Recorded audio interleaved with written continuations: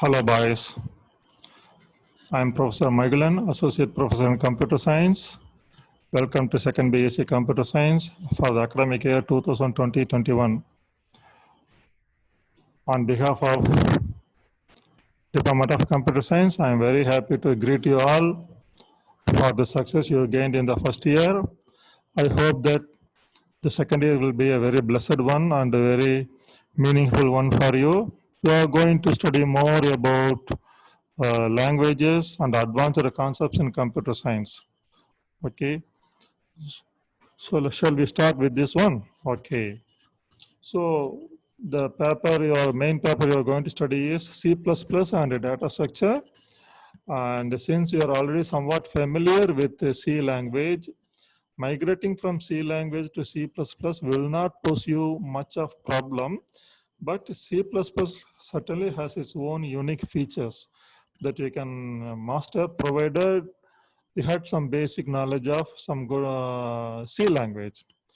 Then this data structure I'm going to handle, and that C++ Professor Kadar Maidin will handle. Okay. So once again, I welcome you all for this academic year 2020-21. Now, let us dive into the subject data structure.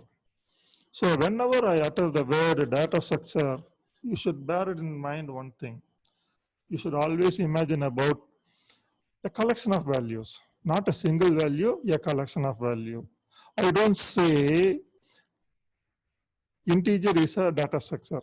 No, it's not a collection of value. It's a single value. Float, it's not a data structure. It's a single value. Whereas an array is a data structure because it is a multiple value. It's a, okay. A structure is a data structure. It is made up of multiple values of different data types.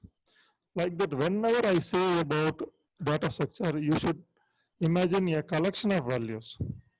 Now let us go to the definition of this data structure. The definition goes like this. A data structure is a collection of elements whose organization is characterized by accessing functions that are used to store and retrieve individual elements. Okay. Now, let us analyze this definition. Straight away, you may not understand very clearly what this definition says to you about data structure. As I said, you should always imagine as a collection of values. So a data structure is a collection of elements. Then how one data structure differ from another data structure based on how it is organized, how the elements are organized, and how the accessing functions of that data structure are used to store and retrieve values from it. Okay, I'll give you one simple example for your understanding right now. You take array. An array is a collection of values. Okay, how it is organized? There is a first element in the array, second element in the array, and the third element in the array. Like this, one by one, there are elements. In a linear order, they are all arranged. Now, what is the accessing function of that array? Array name, open bracket, index value, close bracket. So that accessing function is used to store and retrieve individual values from that array. So for example, if A is an array, then A of 5 will store a value or retrieve a value from the index location A of 5. A of 10 will store a value or retrieve a value based on what the statement that you are giving. So that accessing function is used to store and retrieve individual values. Now, with that understanding, let us go back to this definition again. A data structure is a collection of elements whose organization is characterized by accessing functions that are used to store and retrieve individual elements. Okay. Now, whenever we use any data structure, we should analyze it. Before going for analyzing a data structure, I would like to say something about built-in data structure and user-defined data structure. Almost all the languages have its own collection of built-in data structures like array, structure, union, and others. These are all already available in the language, and the language gives us the provision that is the user, that the user can design his own data structure. Such a data structures are called as user-defined data structure. Okay. Since array is a built-in data structure, the language is supplying various operations that can be performed on that array. For example, storing a value into an array, removing a value from an array, then copying the contents of one array into another array, and using an array as a formal parameter, using an array as an actual parameter. I think you know what is a formal and actual parameters. See, formal parameters are the parameters used in the function header, and the actual parameters are the parameters used at the calling point of your function. So an array can be used as a formal parameter and actual parameter. Okay. So if you are going to use a user-defined data structure, design a user-defined data structure, then it is your responsibility to mention various operations that can be performed on that particular data structure. We are going to study about some user-defined data structures like stack, queue, list, graph, and other things in the coming units of the syllabus. For example, you take stack. Stack is a user-defined data structure that is developed using a built-in data structure like array or a pointer. Okay. Then if you are designing such a data structure, it is your responsibility to mention, to design what are the operations that can be performed on that stack. Some operations like pushing a value into the stack, removing a value from the stack, destroying the contents of your stack, then how to display the contents of that stack. And these are the things that you have to implement, operation that you have to implement in the when you design a data structure, user-defined data structure. Now, with that understanding, let us go back to analyzing a data structure. As I said in the beginning, whenever I say a data structure, you should always imagine a collection of elements.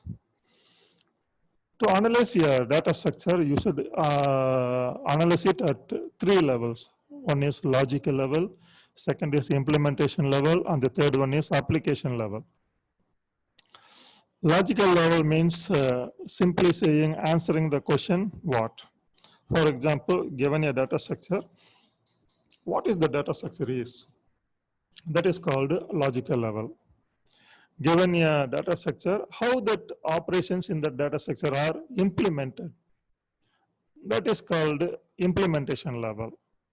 Then how the data structure is used in a real life context, for a particular context, how it is going to be used.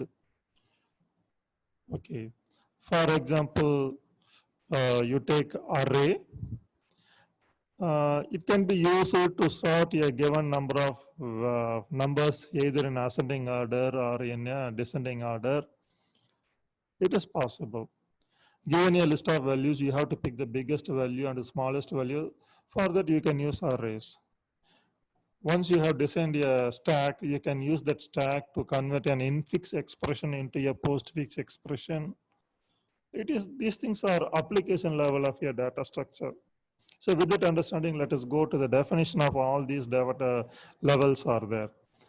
Logical level. So an logical level is nothing but an abstract collection of elements and its corresponding set of accessing operations. Okay. That is answering the question, what? Then what is the implementation level? A specific representation of that structure and its accessing operations in a programming language. How the operations in that particular data structures are going to be implemented. That is implementation level. Then application level is a way of modeling real life data in a specific context. As I gave you one simple example of arranging the given numbers in ascending order, that is a real specific context. Okay. What are the datas, the given datas that you supply to arrange them in a ascending order or in a descending order? That is the thing. Okay.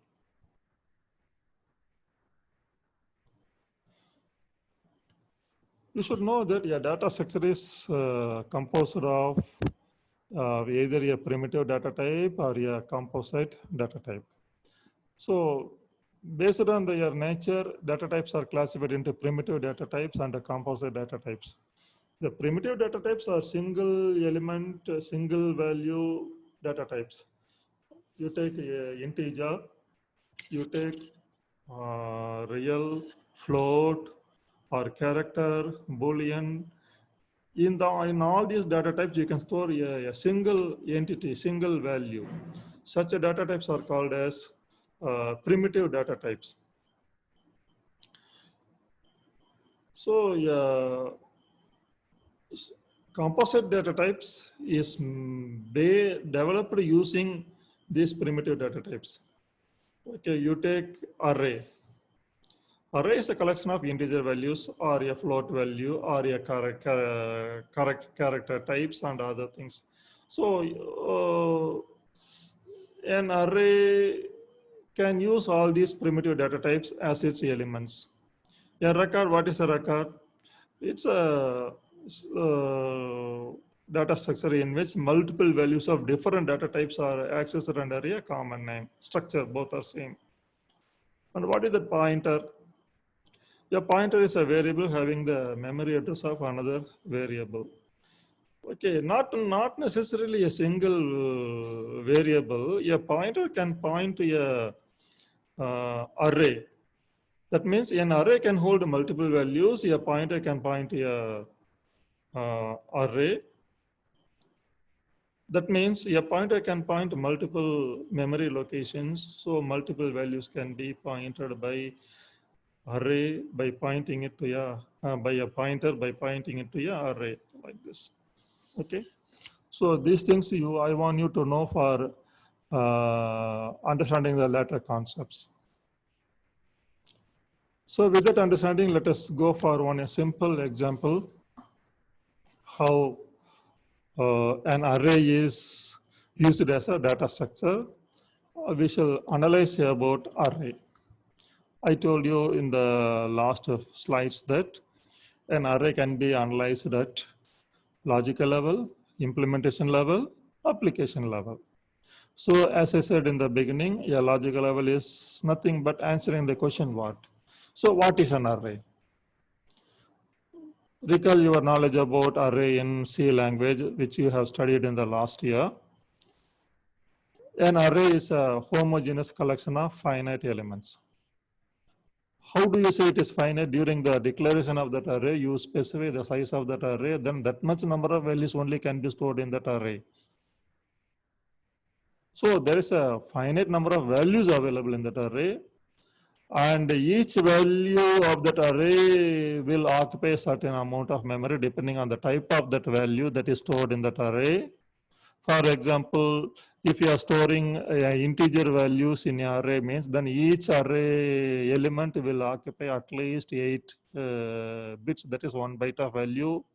Otherwise, if you are storing a float value in an array, then each array element will need 2 bytes of information. That is, a float needs 2 bytes of information like this.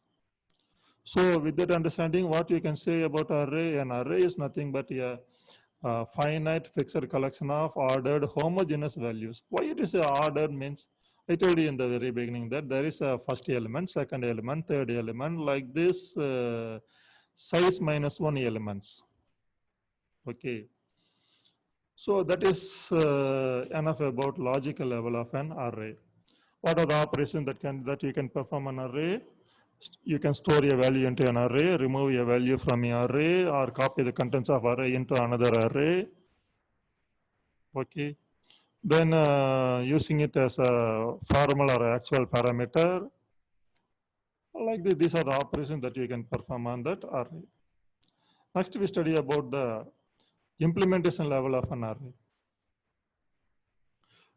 That is how a value is stored in that array. So you have been using array for almost 1 year, maybe at least for 6 months. You might wonder how a value is picked up from a array, that is from a particular index, or how a value is stored in the particular index of that array. So state, for example, you take A is an array. Let us take the size of that array A is 100. That is, at the time of declaration, you say int A of 100. That means 100 elements can be stored in that array. Have you ever wondered about how a value is stored in a location A of 10? How a value is stored in a location A of 75? How a value is picked up from A of 40? There is a formula behind that. So, at the time of declaring an array, you specify the size of that array. That size tells the compiler or the operating system to reserve certain amount of memory for storing the elements of that array. So implementation of our array needs reserving some memory cells for storing the elements of an array. Then coding the accessing function. That is, here the accessing function of an array is name of an array, open bracket, index value, close bracket. In that example I gave now, A is an array, then A of 40. A open bracket, 40 close bracket. How to store a value in A of 40, or how to pick up, display the value available in A of 55, like this. How do you do that? There should be a coding for that. For that coding, we have a formula that we are going to discuss. So every array name is associated with some characteristics, like how many values are there in that array, what is the base address of that array, and each element of that array needs how much of memory area. These things that we should tell. Okay, that is implementation level characteristics of an array. Okay, let us illustrate these concepts with some simple example. Here I declare two various arrays, data and mark. Data is an integer array. The size of that array is 10. Mark is a float array. The size of that array is 30. Okay. Now look at this table here. Data array, mark array. What are the three characteristics here? Number of elements. What does the data array says? There are 10, size of the data array is 10. So the number of elements available in the data array is 10. Then this declaration doesn't say anything about the base address, from which location of the memory the values are going to be stored. That we don't know. This declaration doesn't say anything about that. So we say the base address of that array is unknown. Then you take this data, it is an integer type. Okay, so each element will occupy 1 byte of memory. So the size is 1. Come to the mark array. The number of elements is 30. Here also we don't know the base address, and the type of this mark array is float. I told you that a float needs 2 bytes of information, 2 bytes of memory area. So the size of that mark array is 2. Okay, so the name of the array name mark is associated with the number of elements, what is the base address, what is the size of each value. Okay, we go for one more example. It is data and letter. Sorry, I made a mistake here. It should be it's not memory, rather it is money. Okay, here you see here the array name is money here. You make that correction. Okay. Then money array is having three characteristics, namely number, base, size. Now what is the size here? 6. Does this declaration say anything about base address? No. So the base address is unknown. Then size. This money array is made up of float values. Float needs 2 bytes of this. So it is size is 2 bytes. Come to this letter array. Character needs 1 byte of information. I don't know the base address. And what is the size here? 26. Then data. How many values are there? 10. Does it say anything about base address? No. Then integer, 1 byte of information. Yes, that's all. Now, you see, supposing the base address is 100. That is, let us assume that the computer will store the values of an array from the memory location 100. Let us assume. In that case, this data array is made up of 10 values. So you know already that the index values of an array starts from 0. Now, if it is 10 means, then we have data of 0, data of 1, data of 2, up to data of 9. Like that, money of 0, money of 2, money of 3, money of up to 5. Letter of 0, letter of 2, up to letter of 25. Okay, so data of 0, I said the base address is 100. So the value is stored in 100. Since it is 1 byte, each location will have 1 byte of memory size. So the next value, data of 1 will be stored in 101. Data of 2 will be stored in 102, like this. Then data of 9 will be stored in 109. Now look at this here. The next array that is declared is money. Okay, so here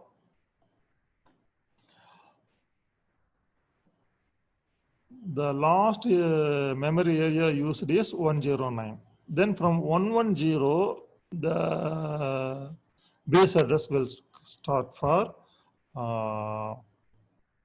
money array. So money of 0 is at 110, money of 1 will be at 112. Why it is so? This money is a float array. Each element needs 2 bytes of information. So 110 to 1112. Next value will be 114, 116, 118, 1120. Isn't it? Now, the next array is letters. Okay, you look at the base address here, 122. Why it is so? From here, the money of 5 will take 2 bytes. So 121 and 120 and 121. So the base address is 122 for the letters array. Letters of 0, 122. Letters of 1, 123 like this. Letters of 25, the final address is 147. Now, since they are very simple arrays, we have calculated it like this manually. There is a scientific way, there is a mathematical way to compute the memory address of that. That is here. Given the index of an array, where is the memory address for that? For that, we have a formula, base plus index into size of an array, size of element. Okay, when this formula is used for this above example, you see, base address is, I said it is 100. So data of 0 is base address 100, 100. Then what is the index value? 0. So 0 into what is the size of the data array? Each element is integer. Integer has 1 byte of information, 0 into 1. So 100 plus 0 into 1, see it is 0. So 100 plus 0, 0. The base address is 100.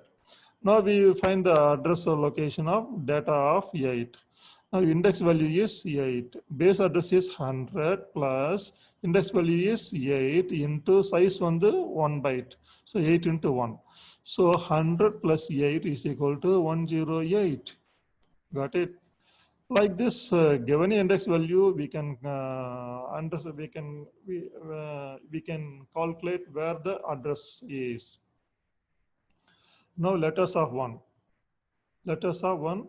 You see the previous one. Okay. Now letters of one. The base address is 122. So 122 plus index value is 1 into 1 1. So 122 plus 1 123. Then letters of 25, base address is 122 plus 25 into 1, 25, 122 plus 25, 147. Like this, the remaining things are computed. Okay, so today we have discussed about what is a data structure is, then how do you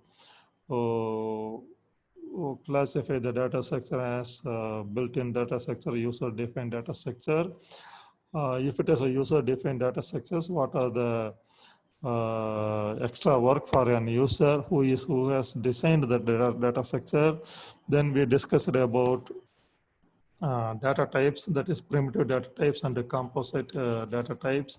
Then when you declare an array, how the characteristics of the name of the array is associated with that array. Those things we have discussed. Then given an index location of an array, how the address of that particular index location is picked up using the formula base address plus index into size of that element. So these things we have discussed so far. We shall see the rest of the things in the coming classes. Okay. Okay. Thank you. முடிச்சிட்டிங்களா? And